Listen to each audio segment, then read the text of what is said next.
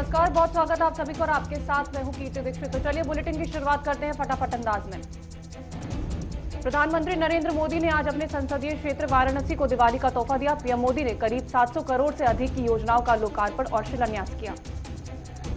PM Modi ने virtual कार्यक्रम के दौरान स्मार्ट सिटी योजना के तहत स्मार्ट काशी की नींव रखी। इसके अलावा 168 करोड़ की लागत से शहर में 3000 एडवांस सर्विलांस कैमरा का भी शिलान्यास किया। एनजीटी ने दिल्ली एनसीआर में बढ़ते वायु प्रदूषण को देखते हुए बड़ा फैसला लिया है। एनजीटी ने अपने आदेश को सुनाते हुए दिल्ली एनसीआर में 30 नवंबर तक पटाखों के चलाने पर रोक लगाई है। कोर्ट ने अपने आदेश में कहा कि बाकी राज्यों में जहां एयर क्वालिटी खराब या खतरनाक स्तर पर है वहां भी पटाखों को चलाने पर बैन होगा। बिहार विधानसभा चुनाव में महागठबंधन की ओर से मुख्यमंत्री पद के उम्मीदवार रहे तेजस्वी यादव आज 31 साल के हो गए हैं। बिहार विधानसभा चुनाव में नेता प्रतिपक्ष तेजस्वी यादव ने अपनी पार्टी राष्ट्रीय जनता दल के कार्यकर्ताओं से सादगी से जन्मदिन मनाने की अपील की है। बिहार चुनाव के नतीजे कल आएंगे। ऐसे में अगर नतीजे एग्जिट पोल के मुताबिक ही रहे तो तेजस्वी को अपने 32वें जन्मदिन पर अब तक का सबसे बड़ा सियासी तोहफा मिल सकता है। सीएम गहलोत ने जो बाइडेन की जीत को लेकर पीएम मोदी पर तंज कसा। अशोक गहलोत ने कहा कि अमेरिका चुनाव नतीजों से साबित होता है कि प्रधानमंत्री नरेंद्र मोदी के लिए राहुल गांधी की सलाह सही थी। सीएम गहलोत ने ट्वीट कर कहा कि राहुल गांधी ने विदेश मंत्री एस जयशंकर को सलाह दी थी कि पीएम को अमेरिका की घरेलू राजनीति में शामिल होने से बचना चाहिए, जो अमेरिका चुनावों में सही साबित हुआ। गहलोत ने यह भी दावा किया कि राहुल गांधी की कोरोना वायरस को लेकर पीएम मोदी को दी गई सलाह पर भी काफी सराहना मिली। इस सलाह में कोरोना को लेकर उनका मशवरा भी शामिल था। आत्महत्या के लिए उकसाने के आरोप में गिरफ्तार रिपब्लिक टीवी के प्रधान संपादक अर्नब गोस्वामी को और 2 की तरफ से आज दायर जमानत याचिका पर फैसला आएगा। ड्रग्स मामले पर जारी छानबीन में एनसीबी ने बॉलीवुड प्रोड्यूसर फिरोज नाडियाडवाला के घर पर ड्रग्स बरामद किए। इस सिलसिले में एनसीबी ने उनकी पत्नी को गिरफ्तार कर लिया। वहीं फिरोज नाडियाडवाला को भी आज के लिए समन भेज दिया गया है। एनसीबी ने समन जारी करते हुए पूछताछ में शामिल होने के लिए भी कहा है। आज नोटबंदी के 4 साल पूरे हो गए हैं। काले धन के खिलाफ एक्शन करार देते हुए 8 नवंबर 2016 की रात 8 बजे प्रधानमंत्री मोदी ने नोटबंदी का ऐलान किया था। नोटबंदी के 4 साल पूरे होने पर राहुल गांधी ने प्रधानमंत्री मोदी के नोटबंदी के फैसले पर फिर सवाल उठाए और भारतीय अर्थव्यवस्था को नुकसान पहुंचाने को गिनाया। राहुल गांधी ने एक वीडियो ट्वीट किया और कहा कि नोटबंदी पीएम की सोची समझी चाल थी ताकि आम जनता के पैसे से मोदी मित्र पूंजीपतियों का लाखों करोड़ रुपए का कर्ज माफ किया जा सके। राहुल ने कहा कि गलतफहमी मत रखिए, गलती हुई नहीं, जानबूझकर की गई है। इस राष्ट्रीय त्रासदी के 4 साल पर आप भी अपनी आवाज बुलंद कीजिए। कांग्रेस पार्टी के वरिष्ठ नेता और राज्यसभा सांसद दिग्विजय सिंह आज कंप्यूटर बाबा से मिलने सेंट्रल जेल जाएंगे। हरियाणा सरकार ने 2 दिन पहले पटाखे जलाने और बेचने पर लगाए प्रतिबंध का फैसला बदल दिया है। अब सीएम मनोहर लाल ने राज्य में 2 घंटे पटाखे जलाने की इजाजत दे दी है। झारखंड के मुख्यमंत्री हेमंत सोरेन ने मानव तस्करी पर दिल्ली भेजी गई 45 बच्चियों को झारखंड वापसी पर दिल्ली महिला आयोग की अध्यक्ष स्वाति मालीवाल की तारीफ की है। कोरोना वायरस की महामारी के बीच राजस्थान सरकार ने सरकारी कर्मचारियों को दिवाली का तोहफा दिया है। राजस्थान सरकार ने सरकारी कर्मचारियों को दिवाली पर तदर्थ बोनस देने की घोषणा की है। बोनस की 25% राशि कर्मचारियों को नकद दी जाएगी, जबकि बोनस की 75% राशि जीपीएफ खाते में जमा कराई जाएगी।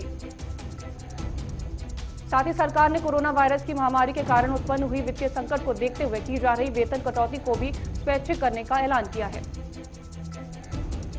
महाराष्ट्र में जल्द ही मंदिर समेत अन्य धार्मिक स्थल खोले जा सकते हैं। हालांकि मंदिर के अंदर भी मास्क पहनना अनिवार्य होगा। महाराष्ट्र सीएम उद्धव ठाकरे ने इस बात की पुष्टि की। सीएम उद्धव ठाकरे ने कहा कि हम लोग जल्द ही मंदिर और अन्य धार्मिक स्थलों को खोलने पर विचार कर रहे हैं, बस दिवाली खत्म हो जाने दीजिए। किसान जत्थेबंदियों ने कहा कि केंद्र सरकार और रेल मंत्रालय ने अगर 18 नवंबर तक मालगाड़ियां नहीं चलाई तो किसान अन्य राज्यों की पानी, बिजली और दूध की आपूर्ति बाधित कर देंगे। उत्तराखंड राज्य का आज 21वां स्थापना दिवस मनाया जा रहा है। इस दौरान राजधानी देहरादून और सभी जिला मुख्यालयों पर भी कार्यक्रम आयोजित किए गए। केंद्रीय मंत्री जितेंद्र सिंह ने कहा कि अनुच्छेद 370 और अनुच्छेद 45A हटने के बाद भूमि कानूनों में बदलाव कर पूरे भारत के लोगों को जम्मू कश्मीर में जमीन खरीदने की मंजूरी दी गई है।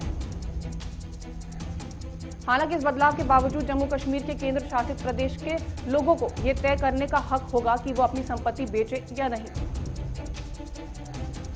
पीपल्स अलायंस फॉर गुपका डिक्लेरेशन और कांग्रेस ने घोषणा की है कि वो जम्मू कश्मीर से जिला विकास परिषदों के लिए चुनाव और पंचायतों के लिए उपचुनाव में हिस्सा लेंगे।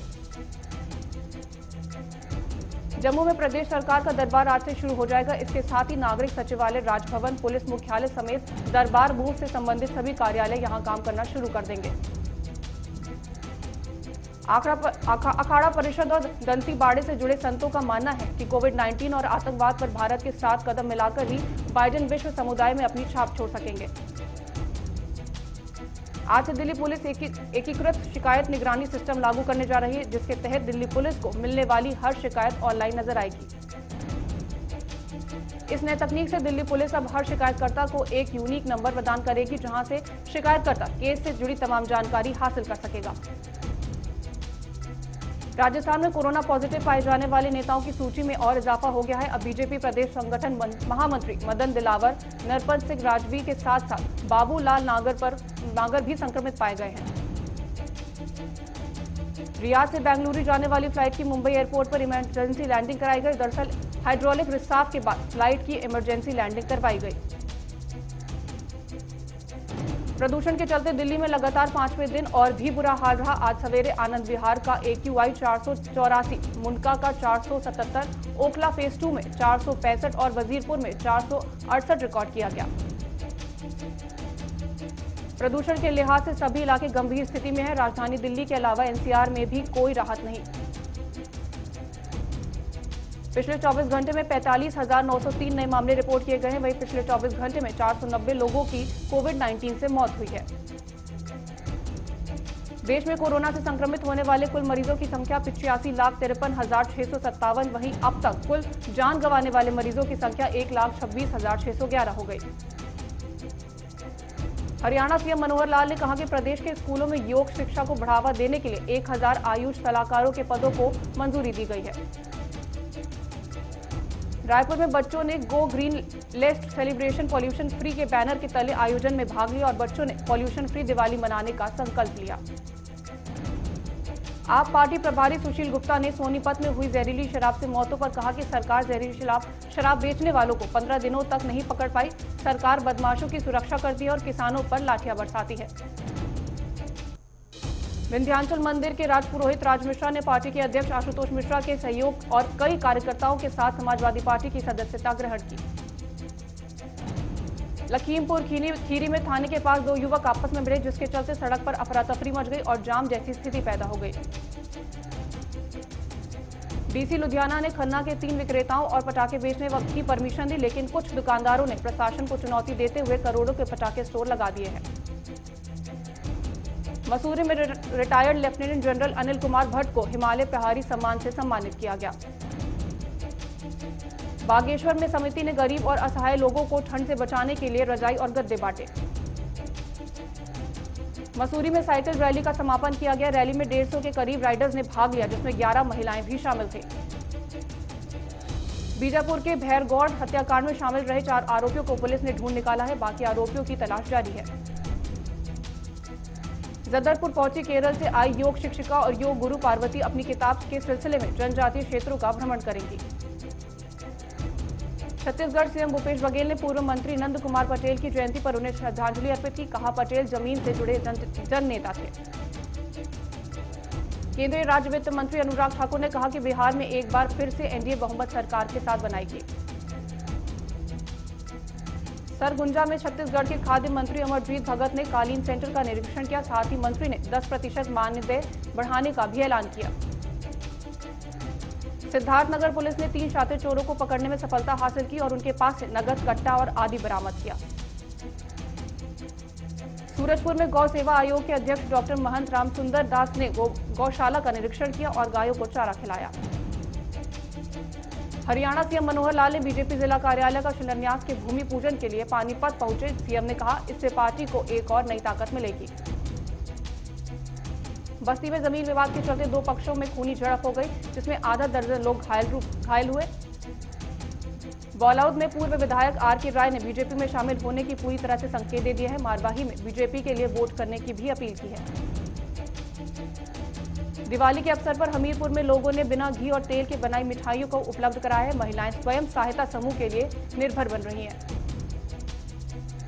खानपुर विधायक कुंवर प्रणव सिंह चैंपियन के वायरल ऑडियो को लेकर वरिष्ठ अधिवक्ता अरुण भदौरिया ने बसपा नेता विशाल चौधरी और 4 अन्य पर मुकदमा दर्ज कराने की मांग की है।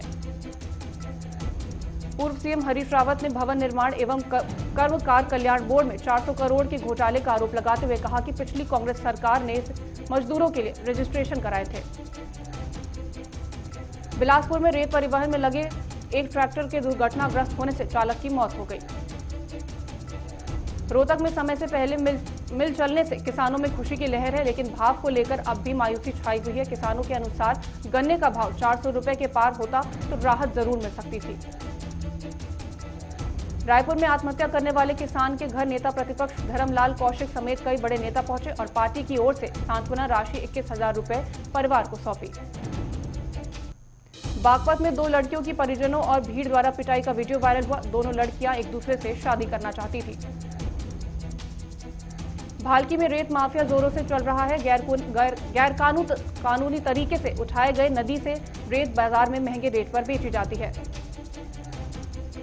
बीजापुर विधायक बंसौड़ गौड़ा पाटिल ने योजना के भूमि पूजन पर बयान दिया। कहा कि शहर के हर एक जगह पर केसरिया रंग के ध्वज को दिखाई दिया जाता है। चामराजनगर के जंगलों में बाघों के झुंड की दस्तक देने की खबर मिलने पर लोगों के होश उड़ गए। बाघों की सर्चिंग ऑपरेशन के लिए हाथियों के साथ रडार का भी इस्तेमाल किया जा रहा है। कोलेगांव में टाउन काउंसिल के कमिश्नर ने घूसखोर अधिकारी को सस्पेंड किया। सरकारी निवेशकों को गैरकानूनी तरीके से बेच दिया गया था।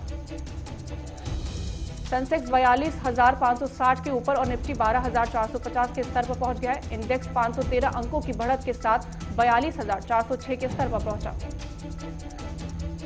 पेट्रोल डीजल के दाम स्थिर है। दिल्ली में पेट्रोल का भाव 81.06 रुपए प्रति लीटर रहा और डीजल 70.46 रुपए प्रति लीटर है। पायलट लाइसेंस घोटाला के तहत पाकिस्तान एयरलाइंस ने 178 देशों में उड़ान भरने पर बैन लगा सकती है।